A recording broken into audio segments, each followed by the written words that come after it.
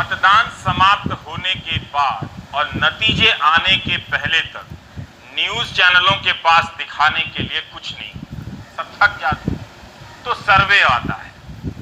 उसी तरह से बीच बीच में जब कुछ नहीं होता है दिखाने के लिए या बहुत कुछ होता है भटकाने के लिए, तो लोकप्रियता के सर्वे आते हैं अचानक से।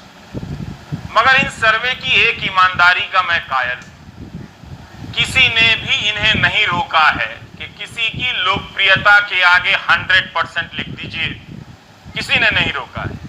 लेकिन इसके बाद भी ये लोकप्रियता के सर्वे वाले 70-80% लिखकर ही रुक जाते हैं। ये इनकी ईमानदारी है। इससे आप कितने लोकप्रिय हैं इस वक्त जो संकट और सवाल आपके सामने हैं, उसे समझने में, उसके जवाब में कोई मदद नहीं मिलती। सीधा सा सवाल है कि क्या चीन ने भारत के भूभाग पर कब्जा किया है? क्या चीन भारत की सीमा के करीब आ गया है, जो हमारी सीमा को लेकर समझ थी? अब इसका जवाब देने के लिए अपनी कॉपी में उत्तर लिखने के बजाय पड़ोस वाले छात्र की कॉपी में झांककर उत्तर लिखना जरूरी है। अगर 1962 नहीं हुआ होता तो 2020 वाले क्या जवाब देते? क्या ये जवाब देते कि चूंकि 1962 नहीं हुआ था इसलिए अब हम 2020 में जवाब नहीं देंगे? ये इसका समाधान नहीं हो सकता है। प्रधानमंत्री ने जरूर सफाई दी, लेकिन इसके बाद भी चीन की गतिविधियां, उसकी सेना की गतिविधियां सीमा पर कम नहीं हुई हैं, बल्कि बढ़ जाने की ही खबरें आ रही हैं। और प्रधानमंत्री का वो भाषण भी सफाई और खंडन की भेंट चढ़ गया है। न वहां कोई हमारी सीमा में घुस आया है। तारीफ की बात है कि प्रधानमंत्री ने एक ही प्रकार का बयान दिया, लेकिन चीन के रक्षा मंत्रालय और विदेश मंत्रालय के प्रवक्ता कई तरह के बयान दे रहे हैं। कभी कहते हैं कि भारत महत्वपूर्ण पड़ोसी देश है, चीन शांति चाहता है। फिर यह भी बयान दे देते हैं कि भारत ही उकसा रहा है, 15 जून की घटना के लिए भारत जिम्मेदार है, उसे अपनी फौज वापस लेनी होगी।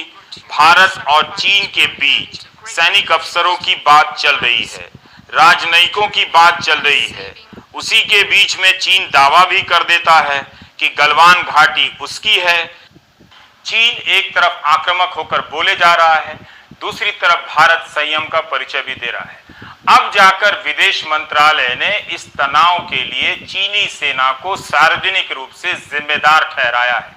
ये बड़ा महत्वपूर्ण बदलाव है, क्योंकि अभी तक हम यही सुनते आ रहे थे कि चीन का विदेश मंत्रालय भारत की सेना को 15 जून के तनाव और उसके बाद के तनाव के लिए जिम्मेदार ठहरा रहा था। विदेश मंत्रालय के प्रवक्ता अनुराग श्रीवास्तव के मुताबिक मई के महीने से ही चीन वास्तविक नियंत्रण रेखा पर सेना की तैनाती बढ़ाने में लगा है, जो 1993 में भारत और चीन के बीच हुए समझौते का उल्लंघन है। उस समझौते के मुताबिक मित्र देशों की तरह सीमा पर सैनिक मौजूदगी न्यूनतम होनी चाहिए।